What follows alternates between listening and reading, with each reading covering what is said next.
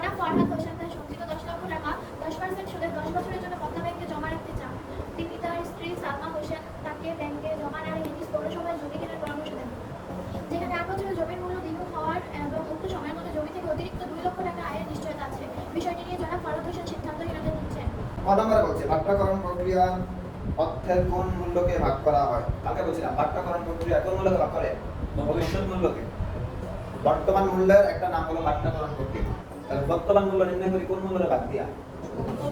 তাহলে আবার কোন নাম্বার করতে পারে? ভবিষ্যৎ মূল্যের অপর নাম কি? ভাট্টাকরণ প্রক্রিয়া। ভাট্টাকরণ প্রক্রিয়াটি ব্যাখ্যা করো। ভাট্টাকরণ প্রক্রিয়াটি ব্যাখ্যা করো। তার ভবিষ্যৎ মূল্য প্রক্রিয়া যেটা এটাই। কোন নাম্বারে বলছে অর্থের বর্তমান ও ভবিষ্যৎ মূল্যের পার্থক্যকারী উপাদানটি কাকে বলে? একটু আগে বলছিলাম কোন নাম্বার? এক নাম্বার ছিল সেটা কোন নাম্বারে বলছিলাম? অর্থের বর্তমান মূল্য এবং ভবিষ্যৎ মূল্যের পার্থক্য সৃষ্টি করে কে? সুদের হার। তাহলে সুদের হারকে একটু ব্যাখ্যা করতে পারো না? তাহলে প্রথম লাইনে দেখো অর্থের বর্তমান মূল্য এবং ভবিষ্যৎ মূল্য পার্থক্যকারী উপাদান কি হলো? সুদের হার। সুদের হারের কারণে অর্থের সময়ের সাথে অর্থের মূল্যে পরিবর্তন ধরা যাক আজকের 100 টাকার 1 বছর পরের মূল্য 10% হারে 110 টাকা। এক্ষেত্রে আজকের 100 টাকা এবং 1 বছর পরের 110 টাকা মধ্যকার পার্থক্য সৃষ্টি করেছে সুদ। কাজেই বলা যায় অর্থের বর্তমান মূল্য এবং ভবিষ্যৎ মূল্যের মধ্যকার পার্থক্যকারী উপাদানটির নাম কি?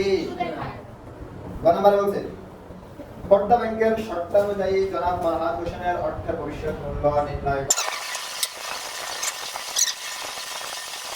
গ নম্বরে বলছে পদ্মা ব্যাংকের শর্তানুযায়ী জনাব ফরহাদ হোসেনের অর্থের ভবিষ্যৎ মূল্য নির্ণয়। পদ্মা ব্যাংকের কি বলছিল? তাহলে এখন কোন নম্বরে উত্তর দেখি পদ্মা ব্যাংকের ভবিষ্যৎ মূল্য নির্ণয় করা হলো। এখানে পদ্মা ব্যাংক এখানে কি দিছে? পদ্মা ব্যাংক বলছিল বর্তমান মূল্য 10 লক্ষ। সুদের হার 10%। 10% কি 100 দিয়ে ভাগ দিলে বয়ান 100 না কেমন? তারপরে বছর 10। তাহলে আমরা জানি কি জানি আমরা এই সূত্র লেখার পরে তার বসাবেন কেমন? বসানোর পরে ক্যালকুলেশন করলে পাওয়া যায় 25,93,000। শেষে সুতরাং লিখে দিবেন পদ্মা ব্যাংকে হতে প্রাপ্ত টাকার পরিমাণ 25,93,000 টাকা।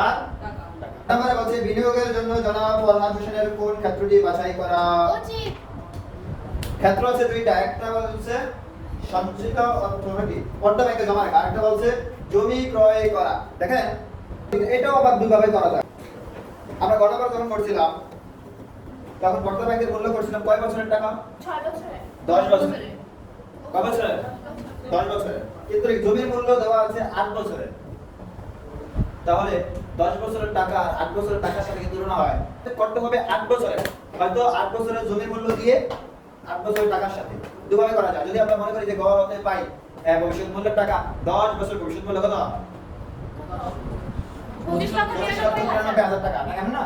তো আমরা যদি দেখি যে গড়তে পাই 10 বছর ভবিষ্যৎ মূল্য 25,93,000 টাকা, তাহলে লিখতে হবে কেমন? পরবর্তী লিখতে হবে যে জমি হতে আয় 8 বছরে কত লাখ? 20 লক্ষ যোগ 20 লক্ষ যোগ অতিরিক্ত 2 লক্ষ। বলছে 8 বছরে টাকা আছে 10 লক্ষ টাকা। বলছে 8 বছরে হবে দ্বিগুণ। 8 বছরে দ্বিগুণ হলে কত টাকা? 20 লক্ষ। বলছে তারপরেও আরো 2 লক্ষ টাকা অতিরিক্ত। তাহলে 20 লক্ষ আর 2 লক্ষ কত হয়? 22 লক্ষ। তাহলে 8 বছরে তিনি লাভ পাবে 22 লক্ষ।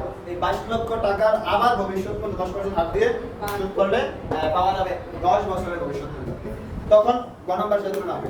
আর যদি এরকম না করেন দ্বিতীয় দেখেন দ্বিতীয় স্টেজে গেলে আমরা তখন বলছিলাম 10 বছরের ভবিষ্যৎ মূল্য, এখন কত কয় বছরে? 8 বছরে। তাহলে সব ঠিক থাকবে, শুধু এর জায়গায় 8। আচ্ছা দেখো 8 বছরে টাকার পরিমাণ একই, তাহলে একই পরিমাণ টাকা বর্তমান মূল্য কত? 10 লক্ষ আর সুদের হার 10%। মেয়াদ 8 বছর। ক্যালকুলেশন করলে 21,43,500 টাকা। তার মানে তিনি যদি ব্যাংকে টাকা জমা রাখে 8 বছর পরে টাকার মূল্য দাঁড়াবে 21,43,500 না? অপরদিকে 21,43,500। অপরদিকে জমি হতে আয় কত হয়?